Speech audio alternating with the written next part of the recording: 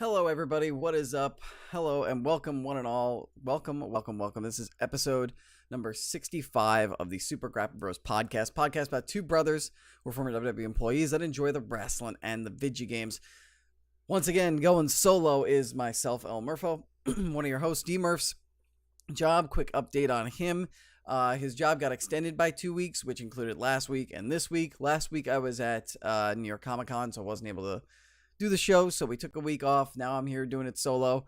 Not sure what D-Murph's status is after this week. Hopefully, maybe he'll be back next week, make his triumphant return to the show, but we are not sure.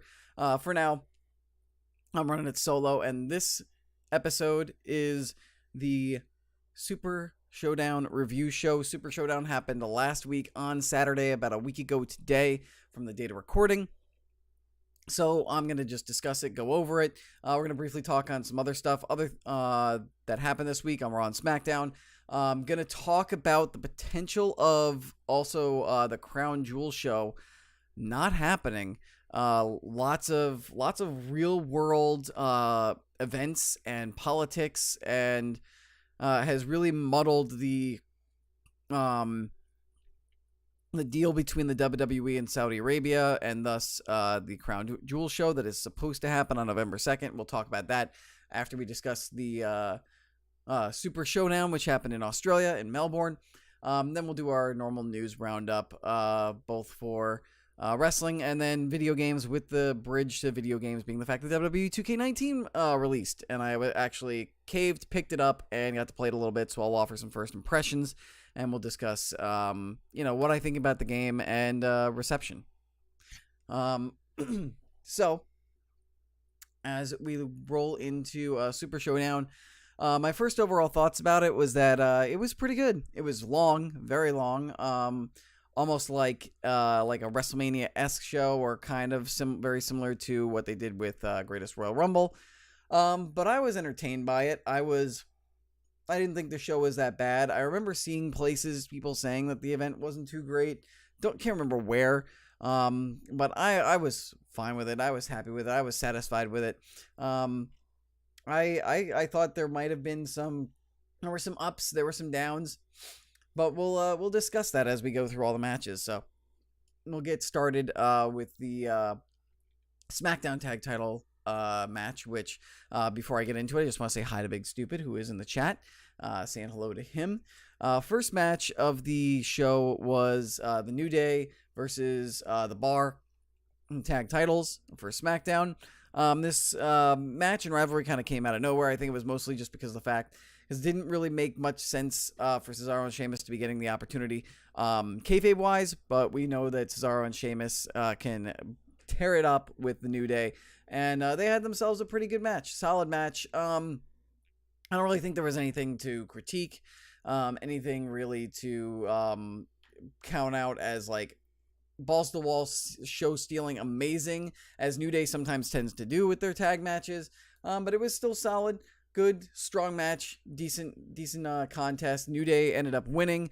I believe it was Kofi got the pinfall after a Trouble in Paradise, followed up with Xavier Woods with Austin Creed, basically getting he hit one of his maneuvers as well. I think it was one of his finishers, which ended up going into the Trouble in Paradise, I believe, or it was some sort of tag team maneuver. Anyway, I know that Woods and Kingston was involved, and Kingston got the pin, and the New Day, as it should be, retained their championships.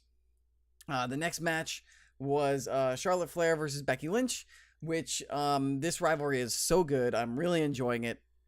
What they did on SmackDown to follow this up was great. But right here, this match, I think it was perfectly fine. I liked it. I enjoyed it. I liked the story that was told. Basically, Becky had her first opportunity to try and defend her championship against Charlotte, and when it seemed like it was going to be slipping away because Charlotte finally locked in the figure four and was getting ready to bridge for the figure eight, Becky grabs her championship and in desperation starts whacking her with it to deliberately get herself disqualified and retain the championship. So I was perfectly fine with it. Did its job. Worked well for me.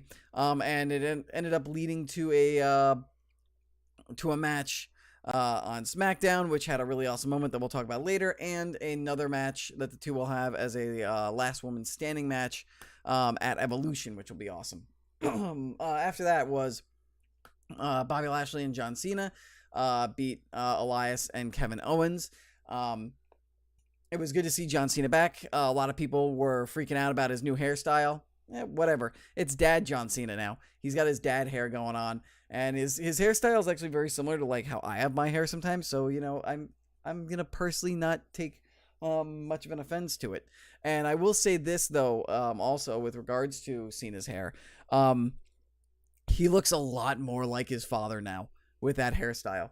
Like you can really see it because it's the same hairstyle that his father has. If you go back and look at John Cena Sr., from like 10 years ago when he was actually in the WWE, doing stuff with like Cena's rivalries with Orton. You look at his hair and you look at Cena's hair and you definitely now can see Cena Sr. in John Cena or vice versa. I did like the fact that Elias actually got to play some music before the match, and it was actually pretty good. He basically did an acoustic version of Thunderstruck, which, for those of you who don't know, AC/DC was Australian band. They were based out of Australia. I believe they came from Melbourne, so it was a nice little nod to the area. Before then, Kevin Owens went and did the whole "This City Sucks" kind of heel bit to get the heat back. I enjoyed it. It was nice to see Elias actually play his guitar before getting cut off. Match itself was okay. Nothing spectacular. I think what happened on Raw to follow it up, it was much better.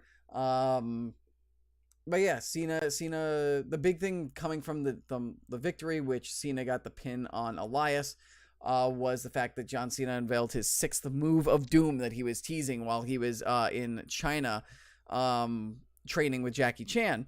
And the interesting thing is that it's basically he positions himself and it's like a punch, a jab.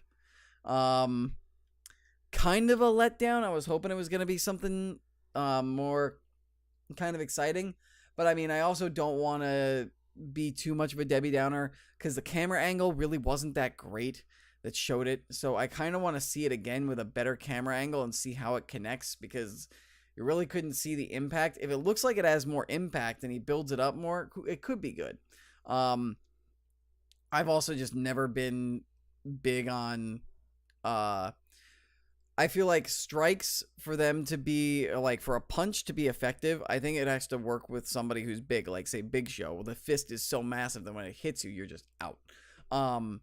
Otherwise, I feel like you've got to connect with somewhere where the strike's got to be something where like there's not much space between the muscle and the bone. And I understand with a fist, it's pretty much all bone, but like an elbow strike or a forearm strike or a knee strike or a strike with a shin or a kick, like, I don't know, punch strikes, I guess, because punches have become like a regular thing for the past like 10-15 years now.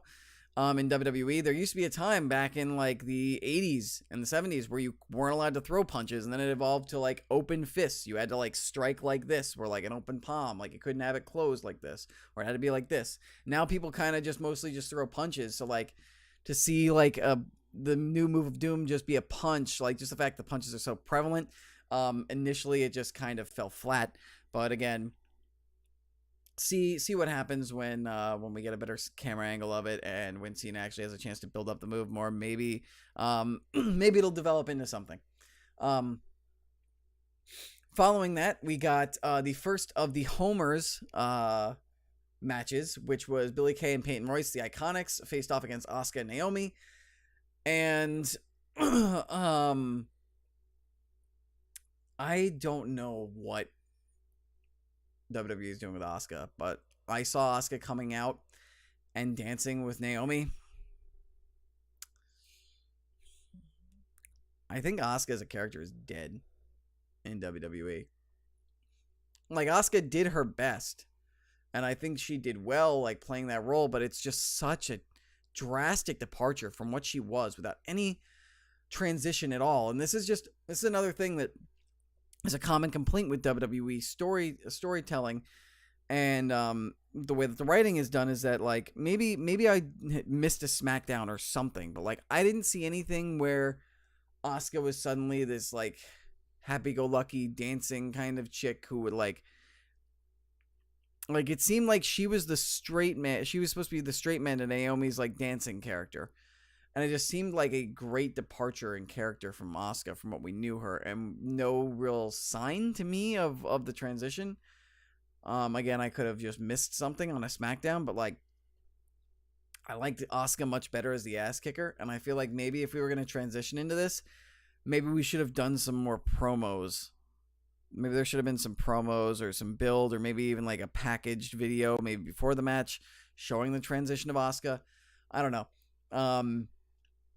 And it's nothing against Naomi's character. The dancing and the black light works for Naomi. But that's also because Naomi was never this unstoppable force that would just decimate all of her opponents. Which is what Asuka is, or was. So I was very upset to see like Asuka come out like that. Big stupid comments and says that it's absolutely infuriating him with what they've done with Asuka. I gotta admit, I felt anger kind of when I saw it, and I feel like, Asuka was just so dominating, and it seemed like she was gonna have a great rivalry with Charlotte, maybe eventually capture the championship. She won the first Women's Royal Rumble, and now she's like dancing in a black light to Naomi, and it's just something needs to be done with Asuka. Asuka's character needs to get changed back, or I don't know, but I'm not a fan of this direction of where her character has gone. It almost feels like basically not an exact repeat, but like a similar situation as far as a complete divergence of the character and almost a betrayal of the character, similar to how Bayley was handled when she first came up. When Bayley first came up, she was great. Her character was very similar to how it was on NXT. Then once she got involved with Alexa Bliss, her character started betraying everything that we knew about her character from NXT. Like, yeah, she was a hugger. Yeah, she was the happy-go-lucky chick, but when it came time to throw down, she had no qualms about getting dirty and throwing down. So it's almost like a very similar, almost character departure with Asuka as it was with Bayley, and I just feel like all the momentum that she had has just been deflated. And I'm hoping that maybe she can recover, but I'm not liking the direction that they're taking Asuka. That said, the match itself was good, and it was a really great moment to see Peyton Royce get the cover and the pinfall, and to see the Iconics get the win. I honestly thought that because we had two Homer matches that they weren't going to let both hometown people or competitors, which is the Iconics and Buddy Murphy, win. I had pegged Buddy Murphy to win the Cruiserweight Championship in my predictions. I didn't think the Iconics were going to win, but they did, and that's awesome. It's good for the Iconics, good for Billie Kay and Peyton Royce, and it was nice for the Australian crowd to be able to cheer the two of them to get that win. The next match was AJ Styles versus Samoa Joe, which was one of the better matches of the night. Very good, very hard hitting, very personal, good psychology. I liked that basically Joe hurt his leg, and then it was the calf crusher with the hurt leg that did the job, that did it in. I liked that they, if I recall correctly, they did have the spot where Joe had the Coquita clutch on Styles and then had to like roll away to prevent the 3 count from being counted. Maybe I'm just thinking that up. But the match was really good. I liked the finish. I'm upset that Joe didn't win the championship. And after what happened on SmackDown, I'm kind of like not sure what's going to come next with him. Because I really want Joe to finally have that goddamn title. And not that AJ Styles versus Daniel Bryan wasn't going to be good, but I would have really loved to have seen it be Samoa Joe versus Daniel Bryan. And I hope that this doesn't prevent or delay Joe eventually winning his first major championship in the form of like the main event championship in WWE, because I really want to see him win this. Stupid said he's kind of surprised that Joe tapped out. Kind of yes and no, but the selling of the fact that it looked like he seriously injured his leg, and what they did on SmackDown They continued that line where it seems like he may be legit hurt in kayfabe terms, and they had to stop his match against Jeff Hardy in the World Cup qualifier. It makes sense to me from a kayfabe sense. It makes sense if they're selling it to where like he's still trying to fight, but his leg is that messed up. It works for me. But he tapped. After that, we got Ronda Rousey and the Bella Twins versus the Riot Squad. It was all right. Nothing special. Nothing too great. Rousey got the win on the one real cool spot, which was she got her armbar put onto both Sarah Logan and Liv Morgan at the same time. So that was cool. Then we've got what I think was probably the highlight of the night, which was a Cruiserweight Championship match between Cedric Alexander and Buddy Murphy, and those two just tore it up. That top rope Michinoku driver by Cedric was so fluid and clean, and just out of nowhere, it was amazing. The knee strikes by Buddy Murphy, it was great. The fact that he kicked out of the lumbar check, it was such a good match. And to see Buddy Murphy finally get the Cruiserweight Championship.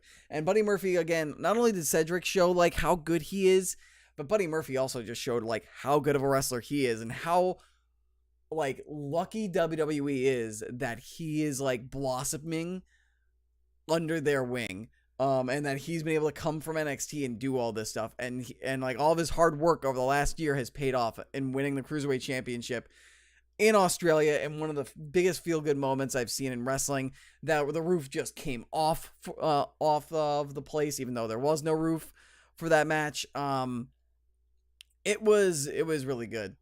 No complaints. Great match. If you haven't seen Crown Jewel and you ask me what's the one match that I should watch if I miss Crown Jewel, Buddy Murphy versus Cedric Alexander is the one. Then we had the Shield face off against Braun Strowman, Ziggler, and Drew McIntyre, which was it was good. Psychology was good. I liked how they teased that Dean might turn, but then he didn't. Very entertaining. Shield won with Dean fittingly getting the pinfall by hitting Dirty Deeds. I believe it was on Dolph Ziggler. So it was good. I loved the face mask that the Shield had. By the way, if I'm a little sniffly and if I sneeze during the show, I apologize. I'm a little under the weather. I'm fighting off a minor cold. But I'm toughing it out for you guys because I like to do this show. I enjoy doing the show and talking with you. So not much else to say about that. The only other thing I would say is that Braun tried to do like the shouting heel thing, and I don't know if I really like feel it. Personally, I buy Braun Strowman much better when he's shouting at like how bad he's gonna beat up somebody instead of trying to I guess taunt, or I can't think of the word. Maybe it is gout. I can't remember. But taunting at the crowd, basically trying to get heat on him by basically insulting and dragging the superstars around. So good match. I wouldn't say it was great, but I like the psychology. Furthers the story between the Shield and the trio of Ziggler, McIntyre, and Strowman. So there we go. No real complaints. Then the surprise of the night came in Daniel Bryan versus The Miz, which only lasted about 2.5. Goad. Big stupid with the save. Thanks, man. By the way, you also said that you think Rousey's getting too close to being boring, that she needs to evolve and face some better competition. I think what it is right now is the fact that she's wrapped up in this Bella Twins thing, and I think it's gonna get better now that they finally pulled the trigger on the turn on Raw with the Bella Twins. And I think they need to lean more into like the ass kicker part of her. And they also need to, I think, maybe find somebody who can be an actual rival of hers, who can almost be an equal. Which maybe that'll be Shayna Baszler when Shayna finally comes up. But yeah, I agree with you. She's kind of starting to hit a little bit of a stale point, but I don't think that has anything to do with Ronda as a performer. I think it's just a side effect of the storyline that she's in. And, I don't mind it for the Evolution match because I think it works, and it's good to further Rousey's career, but I do hear what you're saying and all that. And then Big Stupid also says that again that Buddy Murphy, pop of the night, good for him. Then we had like I was saying, Daniel Bryan versus The Miz, 2.5 minutes. I thought this was going to be a long, drawn out match, but Daniel Bryan with a surprise roll up to get the cover, and the lack of pop from the crowd just showed how surprising that was. And I almost kind of feel bad for the Melbourne crowd for that, because The Miz and Daniel Bryan is such a good rivalry, and you're probably wanting and expecting to see that become a knockdown, drag out fight, especially since Daniel Bryan didn't get his yet. And who knows the next time WWE is going to be in Melbourne? They rarely, if ever, come to Australia, and that's the match that you get. But with that said, and a big but, I understand the move, I understand the decision, and it's fine with me. Daniel Bryan becomes the number one contender as a result, which is what I thought was going to happen. Just didn't think it was going to happen that quickly. Then we had the main event, Triple H or Shawn Michaels versus The Undertaker with Kane, and it was all right. It was about pretty much what I expected, given that it's Triple H and The Undertaker, and this is 2018, not 2008, let alone 1998. So, I mean, it had the storytelling. They included the use of weapons to make it more brutal and to tell a story of how much these two hate each other, I guess.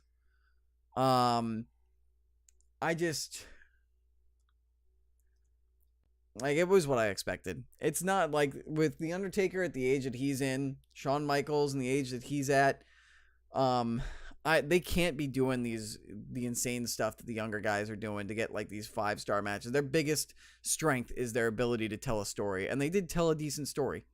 And at least Melbourne got to see those two guys compete, and those guys got to compete in Australia. I don't know if I would have made it the main event. Maybe I would have even put the Cruiserweight title match as the main event, if not AJ versus Joe, or even Shield versus Strowman. But it was all right. I liked and then of course we had the turn after the match, which means yes, we're as of now gonna get Shawn Michaels coming out of retirement, which again makes Crown Jewel look even worse when we get to talking about that. The fact that Shawn Michaels is coming out of retirement for this match. We're going to get Triple H and Shawn Michaels versus The Undertaker and Kane there. So, yeah. The show was good. I don't think it ended on the high note. It ended on a good note. I wouldn't call it the high note of the show. But I enjoyed it. I thought it was good. I'm glad to see that WWE is able to do these big shows, almost WrestleMania-esque shows in other countries, to show support and help with the global expansion of wrestling in WWE. And I hope that this is like the sign of more shows like this, not just in Australia, but maybe maybe they eventually do another one in Japan. Maybe eventually they do one. I don't know what the politics would be behind this, but maybe do one in China. Maybe hell, even like Italy, Germany, do one in the UK again. Hell, maybe see if you can do one in some place like Spain. I think it'd be very interesting. Maybe even South Korea. Maybe try to help expand the wrestling audience there. But that was pretty much my thoughts on Super Showdown. Good show, entertaining show. If you don't have the 4 hours or so, I think that it took to get through the whole show, and I had to pick matches for you to watch, I would probably recommend Iconics for Sasuke and Naomi, just for the fact that the hometown feel was good. Styles and Joe, Buddy Murphy and Cedric Alexander, The Shield versus Braun Strowman, and probably Triple H Undertaker. Those were probably the standout matches on the show. I know I said that I was just saying that Triple H Undertaker was pretty much what I expected and not the best of matches, but it did tell a good story. It is Triple H and The Undertaker. Shawn Michaels and Kane are still there, and it's got future story implications. So, and it was a good match. I will repeat again. I may sound down about it, but it was a good match. So moving on to stuff that happened this week. So it seems like we got what is a double turn between Bobby Lashley and Kevin Owens. Kevin Owens is heading on the shelf. He has got a knee injury that requires surgery. They are hoping it's not serious, but if it is bad, it could be 6 to 8 months, which sucks because it would have been nice if it wasn't too serious. Then he could come back with like at the same time as Sami Zayn. But they sold the knee injury, and they basically had Lashley relentlessly attack Kevin Owens' knee when they had a match. He beat Kevin Owens, and then he continued the assault, which in turn created a double turn, which was sorely needed for both characters. Kevin Owens in the heel persona that he was in since he got into his rivalry with Braun Strowman was not good for Kevin Owens. It was a very big departure from the ass-kicking prize fighter that worked so well for him, and it'll be interesting to see Kevin Owens as a face when he comes back. I think it's going to be great. Lee Scope saying 4 to 8 months would be an ACL injury, so it might be the ACL because I think it's supposed to be, from what I heard, if it's worst case scenario, it's 4 to 8 months, or 6 to 8 months. But this is very good. Not only that, but Bobby Lashley now is a heel. He's better as a heel than as a face, which TNA has shown. And he's got Lio Rush as a mouthpiece. And Lio Rush actually did pretty well on Raw as a heel mouthpiece. So I think this is great. What happened on Raw? We're finally, I think, going to see a good turnaround. This is a great turn in Bobby Lashley's character. Bobby's going to start doing much better things in WWE. Kevin Owens is going to be able to come back to a massive pop, and he's going to be a face. And it's going to be interesting to see like maybe Kevin Owens is something along the lines of like what Braun Strowman was, or like a Stone Cold Steve Austin type of character, which is like an older Dean Ambrose, where it was just like, I'm here to kick ass and take names, kind of face, almost like a tweener kind of thing. And if he comes back with Sami Zayn and Sami Zayn gets the same kind of pop, I think that would be awesome. I think Sami Zayn works better as a face and a heel. It was cool to see him as a heel, but he works better as a face, as an underdog. I think it'd be great maybe to pair the two of them up again as faces. I think this is good stuff. It's unfortunate that Kevin Owens is going to be out because of injury, but I'm sure he'll be fine when he comes back. And this is a great move for both his character and for Lashley's character. Other stuff that happened is they teased almost a little bit of a breaking up in a rematch for in a six-man tag match of the Shield versus Strowman, Ziggler, and McIntyre. They showed that Strowman, Ziggler, and McIntyre might be having some strenuous. Their relationship as a faction might be becoming strained. But McIntyre got the win, kind of mirroring what happened at Super Showdown, where it was the guy who is the one who's been teased to maybe turn on his teammates, is the one who gets the win. And then after the fact, Ambrose, showing frustration, walked out on his two teammates. I think it's just him showing frustration in the storyline. I don't think they're going to do the turn again just yet. I think they're going to hold off on the Dean Ambrose heel turn until probably maybe around like December, January, that Royal Rumble Road to WrestleMania type time, if they decide to pull the trigger on him. I kind of wish they weren't teasing it this hard, because I think the best part about Seth Rollins' turn, I mean, we're all kind of expecting Dean to turn, but the best part of Seth Rollins' turn is nobody saw it coming. Nobody thought that it was going to be Rollins who would turn. Everybody thought it would be Ambrose, and everybody thought, or maybe even Roman. So I think teasing it that hard, it's kind of almost what they did the last time they were teasing the Shield. They were teasing that it would be Ambrose who would break them up. I kind of wish they weren't leaning into it so much. That way there would be doubt with us, where maybe the Shield's getting along so well that maybe he isn't going to turn and then come and swerve us with it. But we'll see how things pan out. It's still very early. Again, I don't think this is going to actually cause the turn. I think maybe he'll come to his senses. They'll be a united force. Maybe they'll do something similar to what I'm suggesting. They'll be like a unified force for another like month or two, and then Rollins will come and just sweep the legs out from under Rollins and Reigns. Uh, whew. Trying to think of other stuff that happened on Raw. The Bellas eventually turn on Ronda Rousey. We'll be getting Nikki versus Ronda, which I think needs to happen because Nikki's obviously going to do the job for Ronda. It'll be good in establishing Ronda kayfabe-wise, so it's good to just get it out of the way. And no matter how you feel about the Bellas, I believe the Bellas need to be involved in Evolution because this is a celebration of the women's division, both past and present. So I'm okay with it. I think it's going to be an all right match. You'll have Brie there also to kind of be an equalizer. I think it's going to be good. We also, for Evolution, got the reveal that Alexa Bliss will not be facing Trish Stratus in a singles match anymore. It is now a tag match, which is kind of upsetting. When you find out what the tag match is, not really that upsetting. It's going to be Alexa Bliss and Mickie James. Mickie has plenty of history, great history with Trish, and it's going to be against Trish and Trish's greatest rival, Lita. So we're going to get to see Lita, Mickie James, and Trish Stratus all being able to compete at Evolution and in the same match and with Alexa Bliss. I still think that's a win. Would have been great to see Alexa versus Trish in a singles match, but I think the tag match still works out great. Outside of that, I believe that's all. Well, actually, no, there's one more major thing that happened at on Raw. We got the return of Kurt Angle.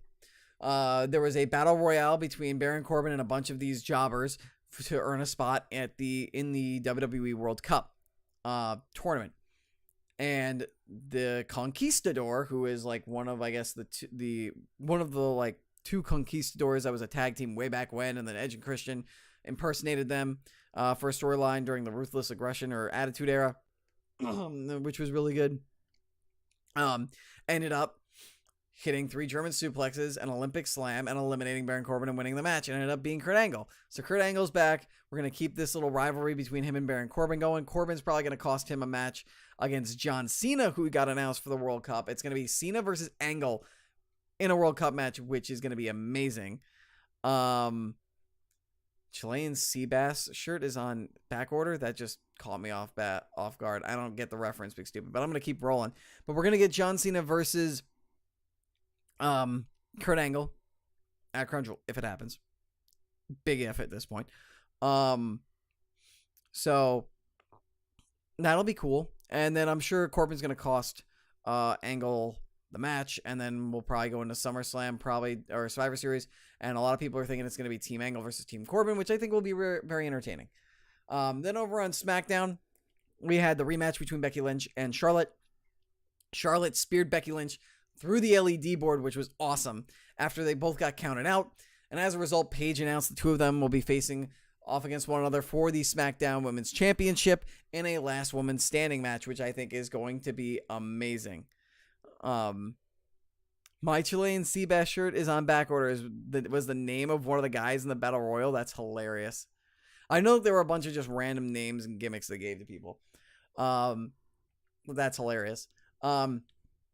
Back to SmackDown, I think Becky Lynch and Charlotte is one of the best rivalries going on right now, and I think that match is going to be amazing. Could potentially, I'm saying this right now, and don't shoot me for suggesting this, it could rival the Sasha Bailey rivalry in NXT, like the matches they had there, either at NXT Brooklyn or the Iron Woman match at the TakeOver after that. Could be that good. So I'm very much excited for that match. We also got some Daniel Bryan and AJ Styles bickering on Miz TV, which was pretty entertaining. And then Miz and Daniel Bryan also did commentary when AJ beat Shelton Benjamin. Pretty good standard stuff, but entertaining. We also got some qualifiers for the World Cup, which Big Show apparently is back, and he's on SmackDown. I actually think that's the good call. I think Big Show will actually work well on SmackDown, so I'm kind of glad to see him back. But he lost in a World Cup qualifier to Randy Orton. Then we had Samoa Joe versus Jeff Hardy. And Jeff Hardy ended up winning because the match was stopped because of Joe's leg. So I think we're getting in the World Cup Samoa Joe, not Samoa Joe, Jeff Hardy versus Randy Orton. It's very interesting. I need to read up more on the World Cup. I think this is like a qualifier. I think this tournament thing right here that they're doing, it's got to be, I think, for who represents the U.S. in the World Cup, because I'm pretty sure the World Cup, because right now the qualifiers that are going on are all between Americans, which is interesting. I think that's the deal, but I haven't been good on keeping up with what's going on with the World Cup. I just know that it's happening. In other SmackDown stuff, I'm trying to remember what happened. Trying to remember. I remember the World Cup I think it was pretty much just the World Cup qualifiers. We also got the Aiden English and Rusev development, and I will say this: I think Aiden English is developing into actually a pretty good worker and heel. I really like the segment. They had the segment where he teased the one night in Milwaukee between him and Lana, and then they had Rusev and Lana hacked into Aiden English's phone with because his password is apparently I heart Rusev, and showed that basically he just picked and chose and edited parts of the video together, and it was mostly just Lana thanking Aiden English for being so supportive of Rusev, and then Aiden English tries to make a move on Lana shuts him down, and then Aiden English had some really good insults, and then Rusev chased after him and attacked him, and Aiden English got away. And I'm actually I didn't think I was going to be excited for this rivalry when they broke up, because I thought that like Aiden English was heavily leaning on Rusev, but in this promo, Aiden English really came out into his own, I believe, and showed that he has the chops to talk on the mic outside of just being a singer and singing and doing stuff like that and doing raps. So I feel like this rivalry might almost be a coming out party for Aiden English. It depends on how the match is going to be, but I think this rivalry might actually work out really well for both guys. And I know a lot of people thought that this rivalry might be a step down for Rusev, but I think this might actually elevate both guys. And then next week, as Big Stupid said, Rey Mysterio is making his return to WWE. It's going to be SmackDown 1000, and he's facing Nakamura for a spot in the World Cup. I would like to say that Nakamura is going to win, but if these matches are happening at Crown Jewel, they probably want Mysterio there, so Mysterio's probably going to win. Speaking of Crown Jewel, let's talk about the Crown Jewel situation. I need to find the news stories. Well, actually, first, real quick, before I do that, just want to touch on 205 Live. Real quick, Buddy Murphy wasn't there. We got the debut of Mike Kanellis on 205 Live. Him and Maria were there, which was cool. So I just wanted to mention that. There are some good matches on there. Watch it. Mae Young Classic is developing. Caitlin's been eliminated. Tegan Knox. The advancements were Mia Yim defeated Caitlin.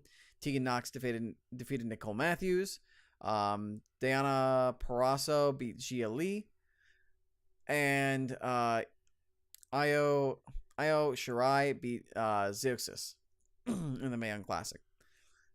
Can't remember what happened on NXT this week. I'll revisit it. Let's look at it right now.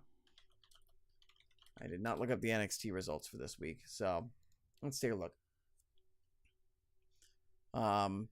NXT, Ciampa addressed the NXT universe, and apparently Nikki Cross came out and was toying with, and apparently Ciampa and Velveteen Dream have stuff going on, apparently, which is interesting. And then Nikki Cross came out.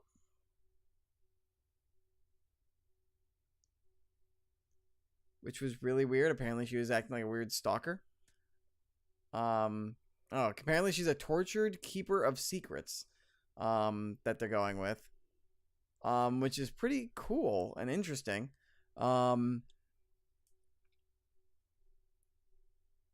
So she was the reveal as somebody who's keeping a bunch of secrets in WWE. Maybe she'll be the one who reveals who attacked Aleister Black then.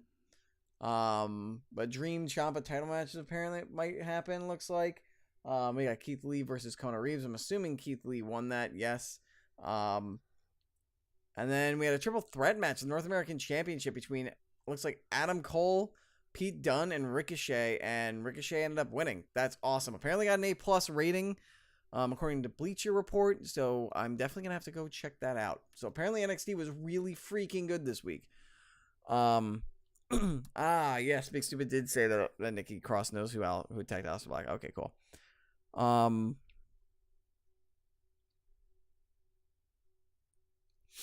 right, so let's talk about Crown Jewel. Let's get around to it. As Laserscope said, $50 million per share is a hell of a drug for corporation. Yes, it is. As people know, when WWE first announced its deal with Saudi Arabia, a lot of people were a little hesitant because the Saudi government is apparently still very repressive. It is still a kingdom. Even though the prince is trying to make progress, it was believed. And the thought was that WWE would help bring more of a Western influence into the Middle East and into Saudi Arabia, and maybe help the political situation and help with the regime there being less brutal. So they had Greatest Royal Rumble and it went over well.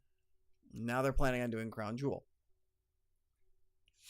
Crown Jewel, as you all know, was supposed to have a lot of big profile matches. We're supposed to get Triple H and Shawn Michaels, DX versus the Brothers of Destruction, Strowman versus Lesnar versus Reigns for the Universal Championship, and World Cup qualifier matches, as we know now. Cena versus Kurt Angle, Rey Mysterio versus Jeff Hardy, I'm guessing. Or, I mean, Randy Orton versus Jeff Hardy, I'm assuming. Rey Mysterio is apparently going to be in it. If he beats Nakamura. However, something serious in the world of international relations and politics happened over the last week.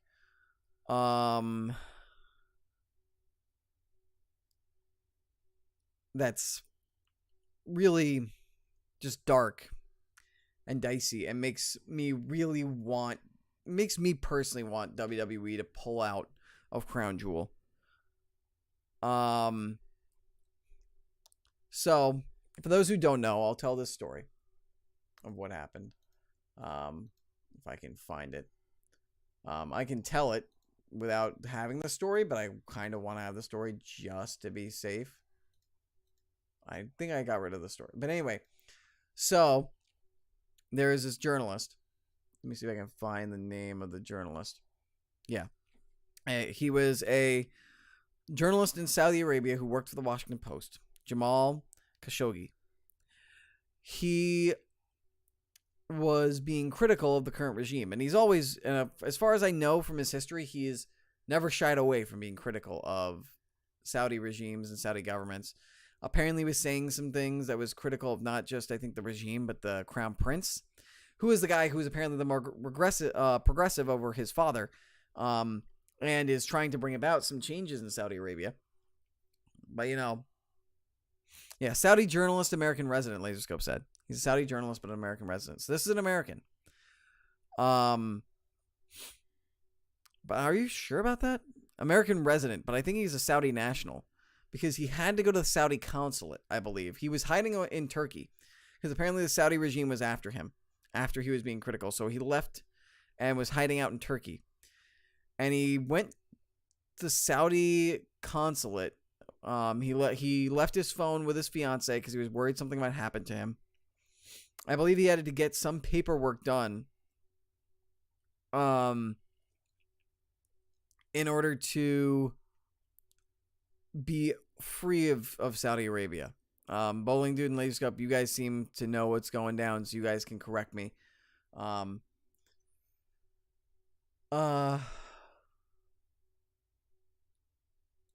trying to, and now my browser doesn't want to work. Now my browser's slow because of advertisements, and now I can't, click on all the individual stories that I have up here, so this is awkward. But anyway, he went into the consulate, and he never came out. He never left. The Saudi government claimed that he left and just they said, oh, he must have just disappeared. He must have just decided to run away. Scope said it was a marriage certificate of some kind for his, because he had his fiance or something like that.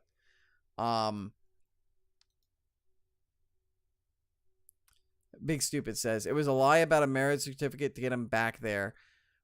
So apparently that he needed a marriage certificate. They told him he needed to go there. He was worried that it was a lie. I know that much. He knew that it was something shady. So he left his phone with his fiance. Went into the consulate, never came out. And some people, like Saudi people, or Saudi government's claiming, oh, he just got cold feet and decided to disappear and just go off the face of the earth without a trace for no reason. However, it's believed that the Saudi government took it as an opportunity to lure him into a place where they could assassinate him and kill him for being critical of the regime, and to crack down on journalists being critical of the regime. It is believed that he has been assassinated, murdered. That a Saudi hit team is believed to have shown up. A plane showed up that day from Saudi Arabia with 6 men who checked into a hotel room that morning. Khashoggi went into the consulate, never came out. 2 hours later, a black van left the consulate, pulled into a diplomat's house into the garage so nobody could see what was going on in there. And then that night, those 6 men checked out of their hotels and left. They were there for about a day. And I believe they were seen going into the consulate at some point too, but that's not confirmed. So, or that's not confirmed from me at least. So it's believed that the Saudi government, as ordered by the prince or the king, assassinated this journalist for being critical of them, which is an international incident. It's awesome. Not awesome. It's gruesome. It's shocking. Atrocious. I don't know why I said awesome. I was thinking of another A word that has now slipped my mind. It's definitely far from awesome. Not awesome at all. As Big Stupid said in the chat, there's video of him never coming out. Like going in, but never coming out. What the Turkish government is claiming is that they have talked to, apparently, with American, I believe it's American diplomats, and they have said that they have evidence, audio and video proof, that Khashoggi was assassinated, murdered. They believe, and that they have awful. That's what I was looking for. Awful. That's what I was looking for, Bowling Dude. Thank you. Awful.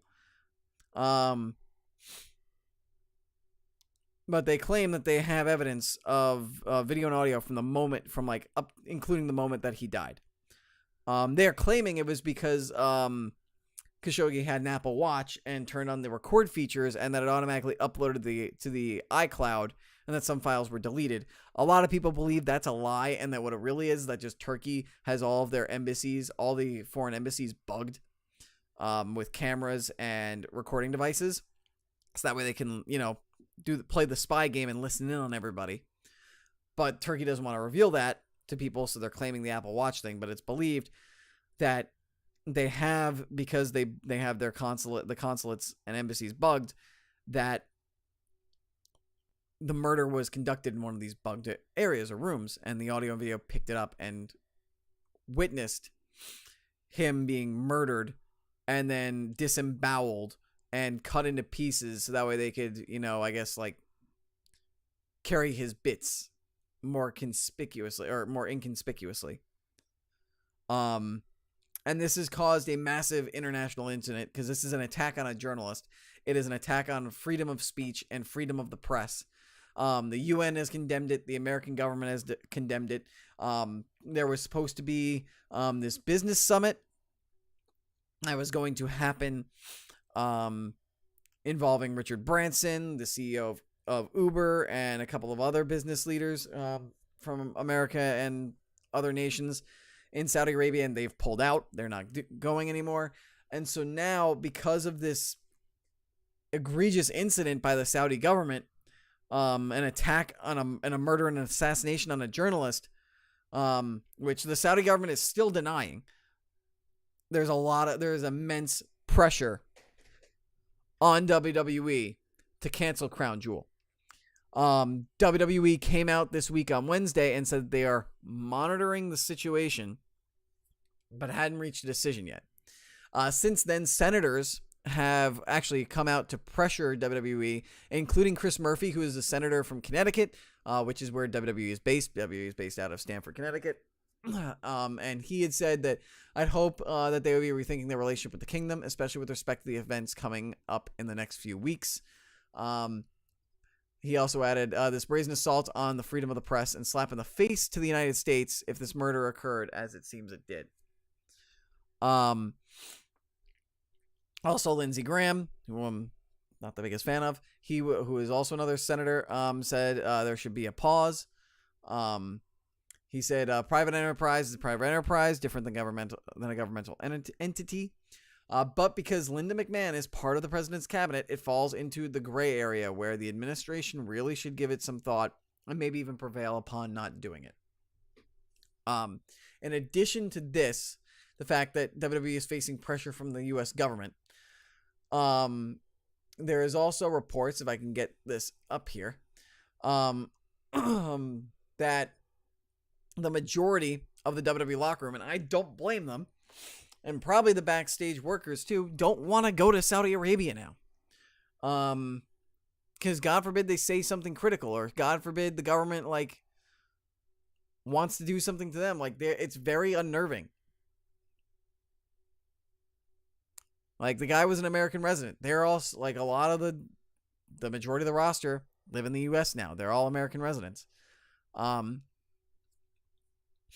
But Brian Alvarez reported on the Wrestling Observer, and he quoted, and I quote, said regarding these superstars, saying, "I can't speak for everybody on the WWE roster. I haven't talked to everybody on the WWE roster, but I can tell you that a lot of people that are scheduled to go to Saudi Arabia, they don't want to go to Saudi Arabia. In fact, the majority of the talent doesn't want to go to Saudi Arabia, but the office wants to go to Saudi Arabia, and they have shareholders, and they want to please with all of these big money deals that they're getting. We'll see what happens." And that's the big thing, is the fact that WWE is making a ton of money. A lot of people believe, because it's coming from the Saudi government, dirty oil money, dirty, corrupt oil money from the Saudi government, or from this deal, which is a 10-year deal that they just started. And they're obligated to have big shows for the next 10 years. And we don't know what the legal ramifications could be on WWE if they pull out. Would they be protected by the U.S. government if they do that? Would WWE ever be able to do an event in Saudi Arabia ever again? Would it matter? And there's also the fact that, like I said, trying to please the shareholders. Do the shareholders care more about making money or not doing business in Saudi Arabia because of the things that the Saudi government has done of late? Like assassinating a journalist with a hit team. It came out that that Greatest Royal Rumble reportedly made apparently $50 to $60 million, I think, for WWE, and that was just one show. So it's rough, but apparently WWE is feeling the pressure. Dave Meltzer apparently reported that he reported this yesterday. WWE is discussing backup plans in case they decide to cancel the show and go back on it based on what happened. I mean, I don't think WWE should do any more shows in Saudi Arabia for at least maybe another year or two, until the Saudi government maybe shows that it's changed its policies or something. Maybe they don't ever go back. But the one thing I can see WWE doing is canceling this show and then doing another one in the spring or in the fall once everything calms down. But I don't think they should do this show. I think they gotta cancel. And maybe what they do is maybe they'll try and find some other international venue to host Crown Jewel. Maybe they'll host it somewhere. Maybe they'll keep the name even Crown Jewel and they'll just change it to another place that was formerly a kingdom. Maybe France, maybe the UK, again, maybe Spain.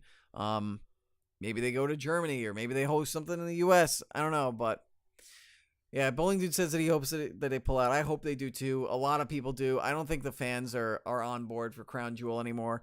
I mean, and the fact that you pulled Shawn Michaels out of retirement for this. Like, I think that's another reason why WWE also is having a little bit of hesitance towards pulling out, because like we pulled Shawn Michaels out of retirement for this, but it's like the optics look really bad now. You pulled Shawn Michaels out of retirement to do a show that's being like paid for by this government regime. Like I said, I think they have to pull out of the show, and maybe they find somewhere else to go to house it. Like they can't have this show here. And as Meltzer said, they're trying to plan on backup plans. So maybe what WWE is doing is maybe by monitoring the situation, what they mean is they're trying to come up with maybe they're trying to find a new venue or find a way that they can legally pull out of this and not get in a ton of trouble.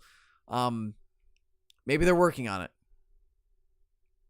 I think maybe that's what we should take into it. Maybe they don't intend on having the show there anymore, but maybe they have to work on it and figure out what they're going to do as a result in order to resolve these matches and resolve these paydays these wrestlers are supposed to get. I don't know, but hopefully they pull out. Big Stupid says, if you're WWE, how do you not have some kind of language in the contract where if anything kind of public relations things happens, they can back out and not be liable? I don't know. Maybe they do. Maybe they don't. Maybe that's not the way contracts work. I don't know.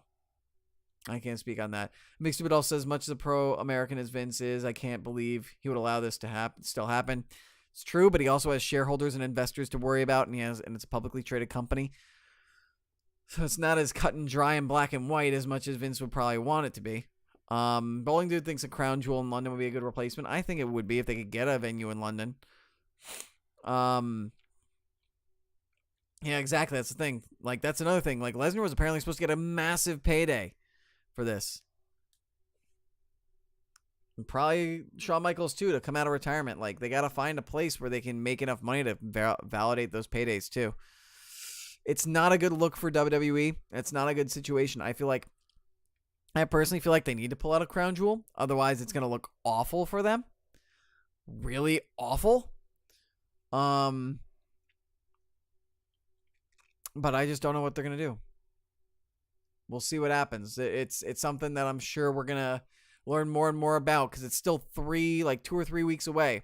So I'm sure we'll learn more and more as we do another show or two on this. It's just it's an interesting, very awful situation. So let's move away from the Crown Jewel news and the politics, and let's talk about some other stuff in the world of wrestling as I close off some of these tabs and hopefully get some life in my browser. For those of you who know, Tuesday is the 1000th episode of SmackDown, and Eddie Guerrero was a very big part of SmackDown. He was one of the SmackDown 6 when SmackDown became really, really popular and really, really good.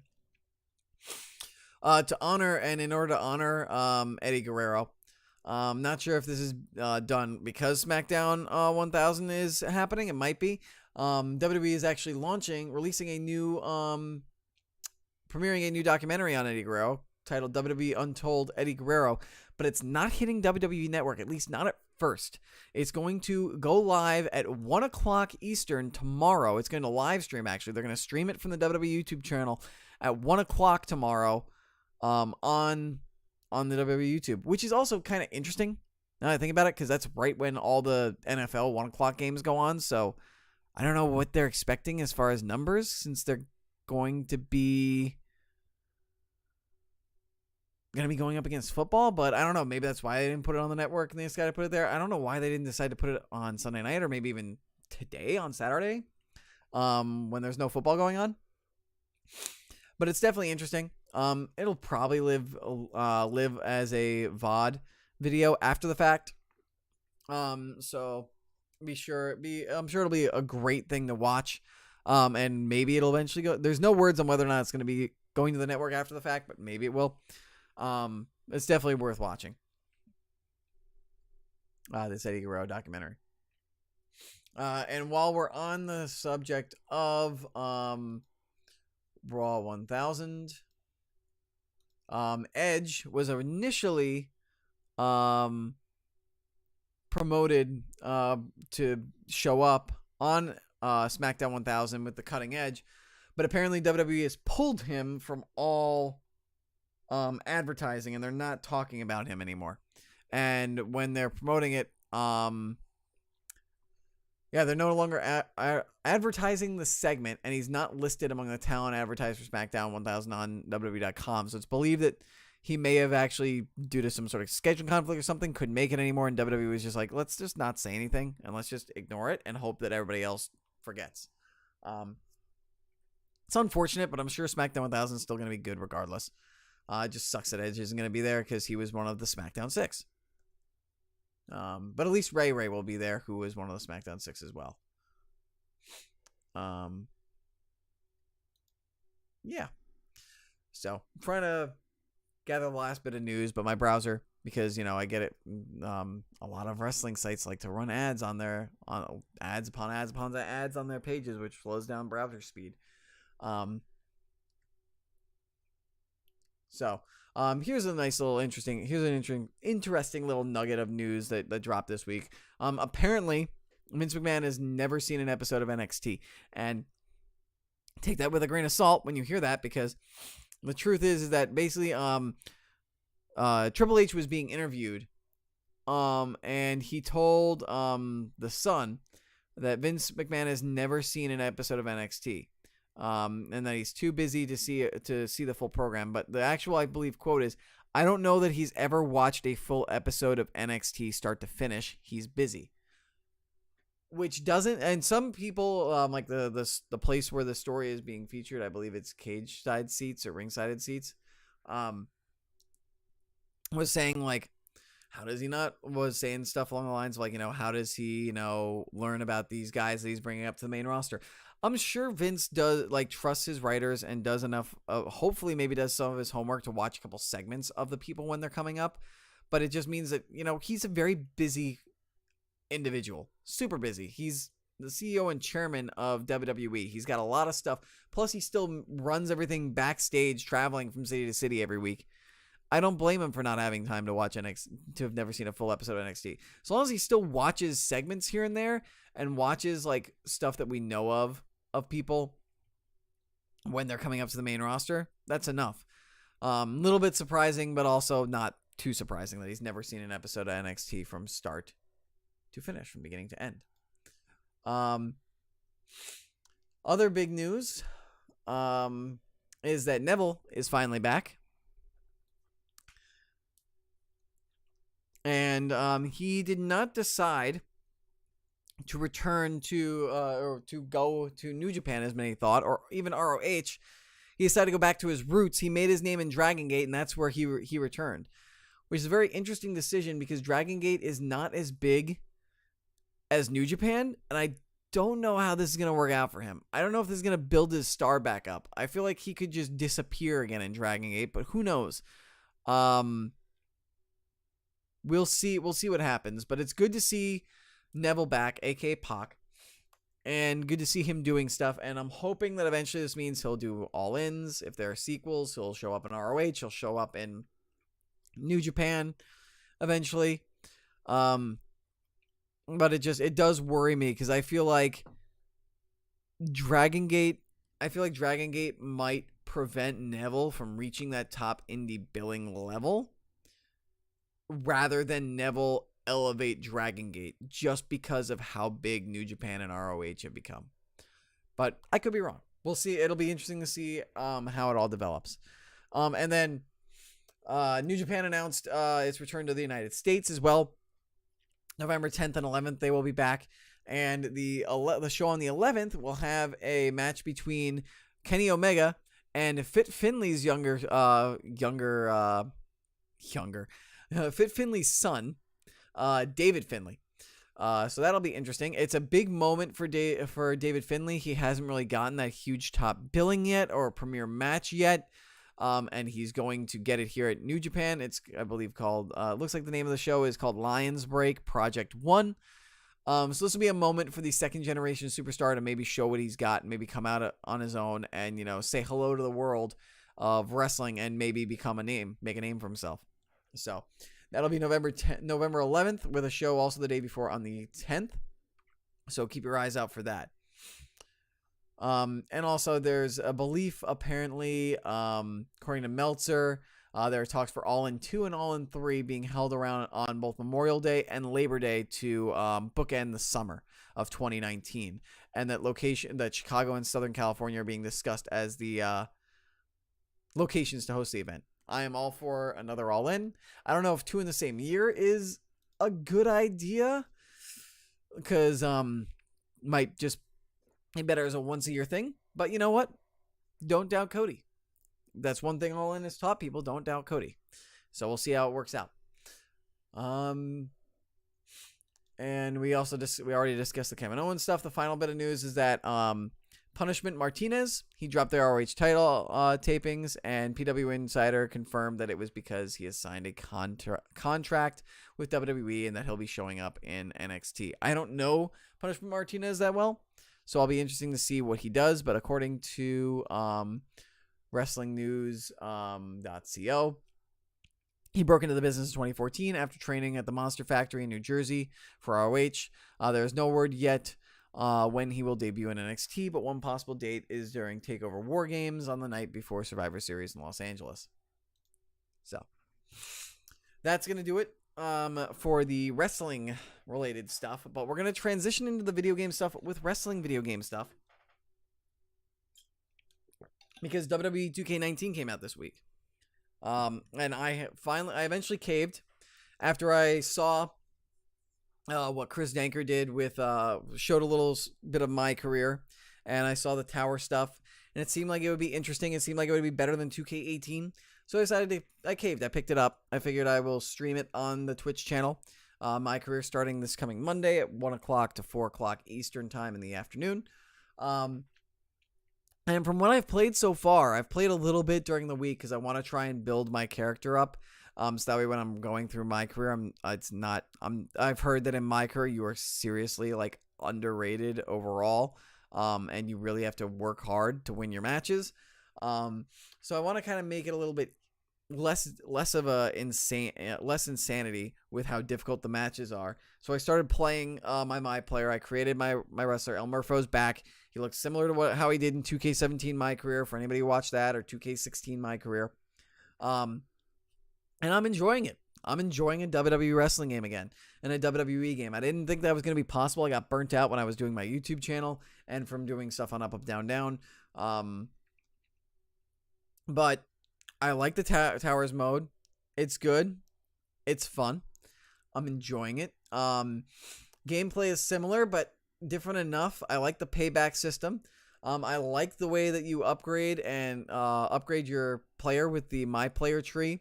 I like that My Player is now its own little mode where you can do online matches with just your My Players against other people. You can join a faction, and for the online matches, and when you win those, you can get rewards for factions.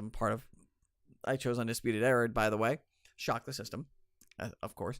And I like the Towers mode. I like that you can unlock these pay-per-views, and there's certain like rare piece of attire. I don't mind the packs that you buy to unlock stuff, because it gives you a reason to grind towers. I like the gauntlet idea. I also like the steps idea better, because you can step away from the gauntlet and come back to it. I'm thoroughly enjoying My Player right now, and I am actually enjoying a WWE game for the first time in over a year. Well over a year. Had my first online match, made the guy rage quit, made me feel good, made me feel like I still got it. Yeah, exactly. WWE 2K19 has Mortal Kombat style tower challenges. Laser scope, pretty much. and it's good. They're fun. They're entertaining. They range anywhere from like, there are easy ones that are 3 matches. They go from like 3 to 5 to 8 to 11. And then I think then there's the AJ Styles one. There's towers both in my player and then just regular towers where you can play as pick any wrestler, superstar, and run through it, which includes the AJ Styles Championship one. Well, it just says, I like that they give you an option to use your points to unlock this stuff as well. Yes, they do, which is nice. I don't mind the upgrade system. I don't mind the pack system. I'm enjoying it. I haven't started the showcase mode for Daniel Bryan yet, but I've heard that's good. Basically, what I've heard is that while this isn't like a, oh my god, greatest wrestling game ever, that this is a very big step in the right direction for WWE for the 2K games. That's the general consensus I've been getting. That's kind of how I've been feeling from what I've played, even though I've only played my player for a little bit. You'll see me dip into my career. Maybe I'll eventually do the showcase mode as well. Maybe I'll do some streams where I do some towers. But I am really enjoying this video game for now. And I'm glad, because the WWE games felt like a chore to me in 2K17 and to an extent in 2K16, and it felt like it was even worse and even more like that in 2K18. So I was very, very worried that it was going to be like that in 2K19, and so far it hasn't been. Lee Scope says both MKX and Injustice 2 adding the weekly, daily, hourly, seasonal challenges kept both games going longer than the single player mode, which is good because that's what WWE is doing with 2K. They have a daily and a weekly, and then they have a seasonal, which I believe is the pay-per-view ones, where you have to earn a certain number of stars in your match ratings in order to unlock it, and then you have to go through it. And then when you go through it, you get a tire item. So Bowling says he likes that Money in the Bank holders actually make entrances with their briefcase now. Yes, and I do like that you have Money in the Bank. You can do that and make those entrances for your My Player too.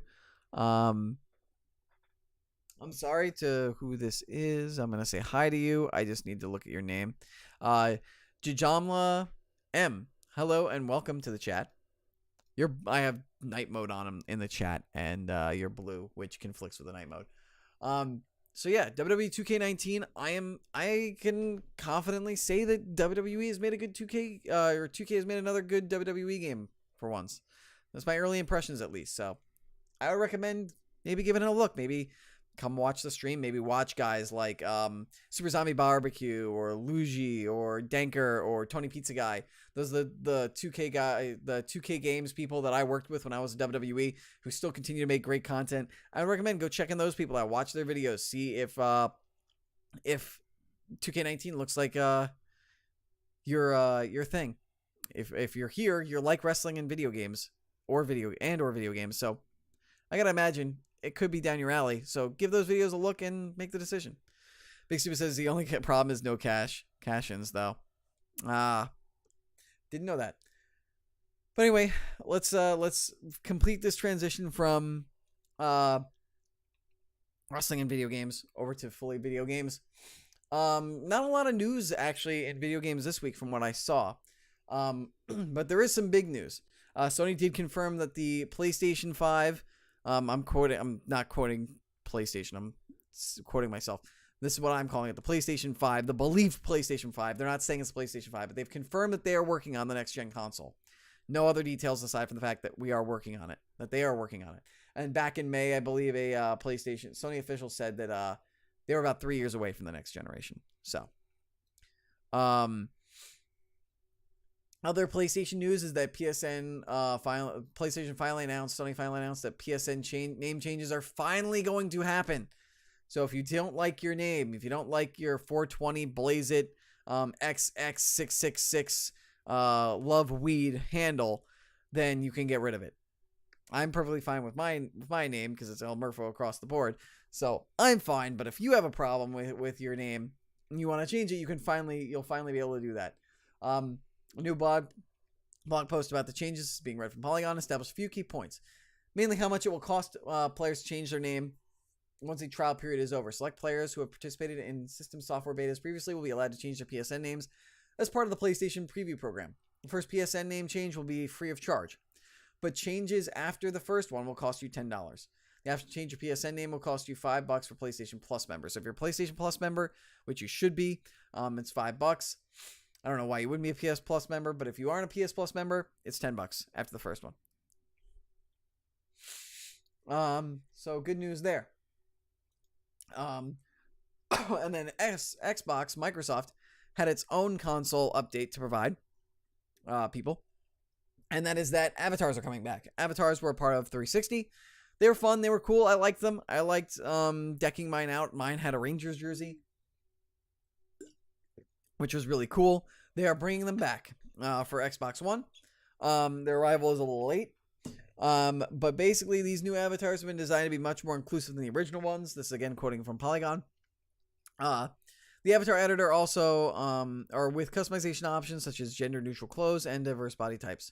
The avatar editor will also allows people with disabilities to represent themselves, offering items such as wheelchairs and prosthetic limbs.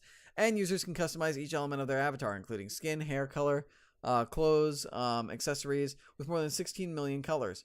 Of course, Microsoft also sells additional options, such as design themes for franchises like Halo and Gears of War. The new avatars will show up across the Xbox One interface in places like profile pages, activity feed posts, gamerscore leaderboards, and friends posts. But anyone who prefers the old avatars, which originated on the Xbox 360, can still represent themselves that way, which is cool. That's awesome. I think really good stuff. So, if I may ask, have I watched the Devil May Cry 5 trailer and news? I have not. I saw the initial trailer from long ago. I didn't know that another trailer dropped. Maybe I'll discuss that next week. Let's see where we're at once I get through all this other stuff. And if you wanna update me in the chat, feel free. Let me know. I'll definitely talk about it. LaserScope brings up that Assassin's Creed Odyssey, which also launched last Friday, is having a bit of pay-to-win grinding problem. I've heard that. I watched Angry Joe on YouTube. I watched his Angry review, which was more of just a sit-down discussion. And I heard that apparently if you didn't pre-order the game or buy like the special edition, which gave you boosters to make leveling easier, that it is becoming... that it is pretty much pay to win and that you have problems grinding, that you can't progress past certain points of story until you do like almost monotonous kind of below a legendary hero that your character is grinding. I've heard that the game is beautiful and that the story is good, but that sucks. It sucks. Like the game should not have that. Especially since I was looking forward to Assassin's Creed Odyssey. I'm hoping I get it like around Christmas time, hopefully as a Christmas gift. And it sucks given how like the story was apparently really good too. Yeah, level locked missions. That's what I was hearing. And in order to get up to those levels, you had to either buy boosters or you have to do like you have to like grind stuff in the game, which kind of sucks. I feel like games that aren't MMOs shouldn't be too grindy. Like side missions should be just that. If you want missions to be easier for you, then grind out those side missions, but don't lock them away to where you can't do them. Like make it so that way people at any level can complete them. Maybe, I don't know, but it's a dicey issue. It's a dicey issue. Switching gears. Gonna talk about Fortnite, of course, for a little bit. There was a new patch came out with a new game type called Disco Domination, which is basically kind of like King of the Hill, where it's a 50v50 mode, and you have to go and claim certain points of the map by dancing on them. As it's described by Polygon, 2 teams of 50 will drop on the island and be tasked with using emotes on dance floors in order to capture them for their team. The longer you hold a dance floor, the more points it gives your team. This is basically King of the Hill, but Fortnite. So it's not like a survival elimination thing. It's got Storm in the loot, but I guess you respawn, I'm assuming. Not sure. Also, quad rockets are a new weapon type. Apparently, there's not going to be a lot of ammo that you can find, or when you pick it up, it's going to be limited. But Christ, that's going to deal a lot of damage in the game. And they've changed the drop rates for bolt action sniper rifles, heavy sniper rifles, grenade launchers, and guided missiles. That way, they're harder to find. Djoma, by the way, yes. Djom la M. Thank you, by the way, for the follow. I very much appreciate it. So yeah, that's the patch notes information for Fortnite.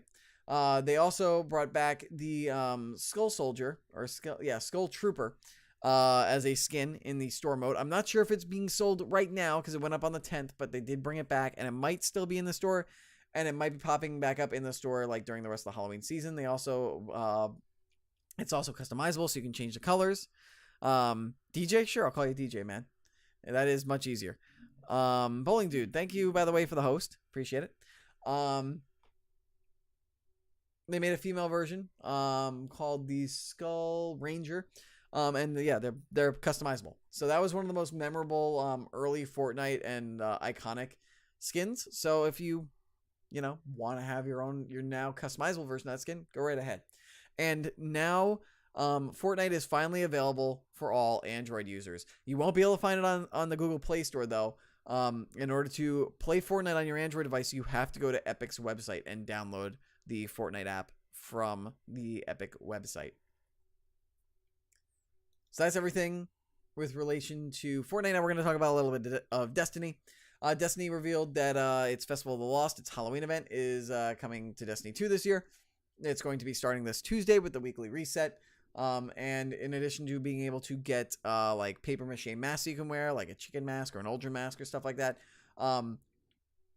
you will be able to buy stuff from Amanda Holiday and get bounties from Amanda Holiday, who is the Tower Shipwright. And you can also work your way on getting a new exclusive auto rifle called the Horror Story.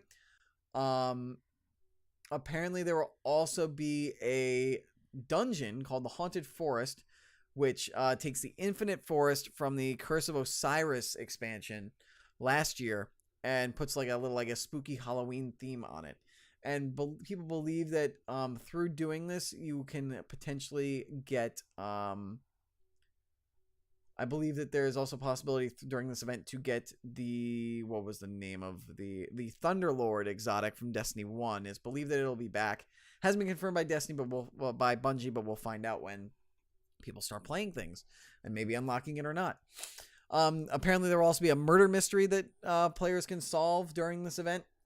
Master Ives, Cryptarch from House of Wolves, has been killed, and his murder will apparently provide entertainment for Tower Cops, as there's going to be a quest line for players to solve it and figure out who murdered him.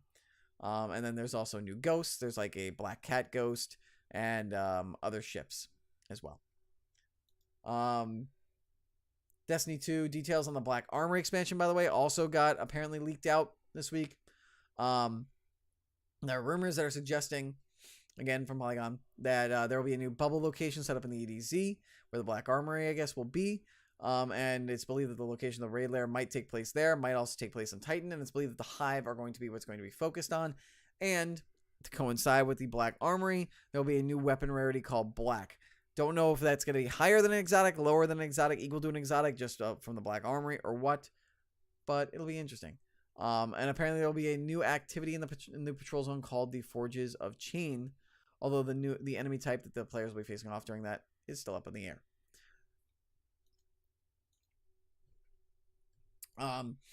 Destiny also, Bungie also revealed that now if you want to buy Forsaken and you didn't like the fact that you had to buy Destiny 2 plus the two expansions, Warmind and Curse of Osiris from the last year, plus Forsaken, in order to be able to play everything. They've changed the way they're doing that. If you buy Forsaken, you get Curse of Osiris and you get Warmind now.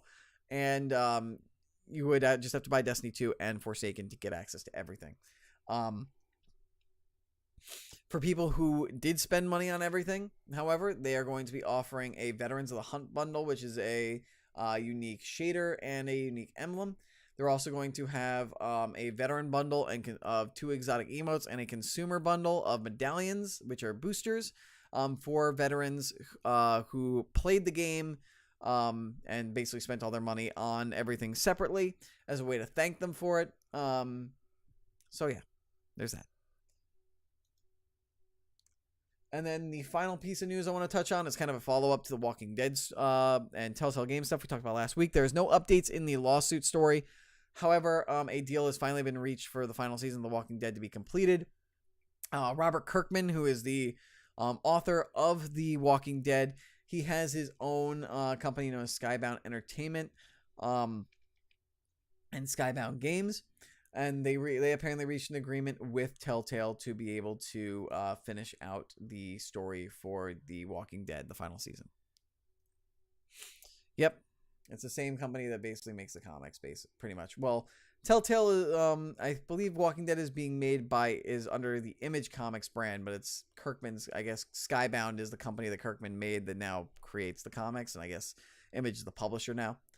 So yeah, there's that final bit of news. And with that, I'm going to be bringing this episode 65 of the Super Grapple Bros podcast, the solo podcast, to an end.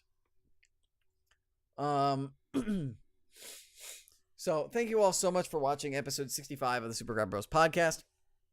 Do not forget you can watch us live for every episode on Twitch at twitch.tv/L_Murpho. Traditionally, our episodes are on Saturdays.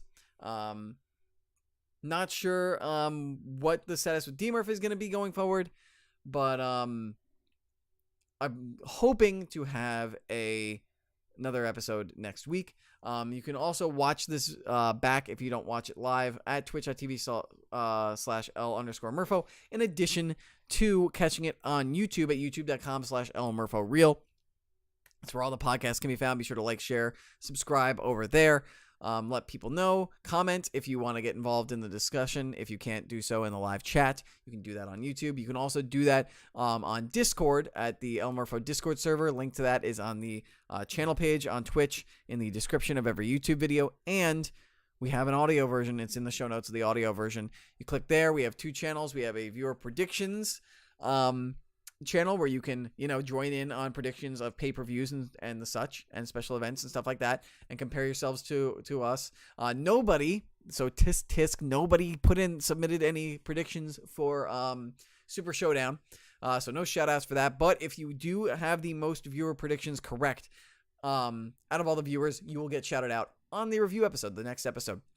And if you beat myself or D-Murph in predictions, we shout you out as well. There's also a feedback channel on that Discord server as well. You can offer trivia, questions, comments, concerns, feedback, just any general stuff. You can also get to us and give us feedback and the like at supergrapplebros@gmail.com.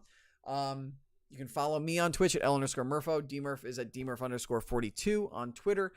We have an audio version of the podcast, which you can listen to via SoundCloud, Apple Podcasts, Google Play, and lots of other places where podcasts can be found. Please be sure to rate, review, and subscribe.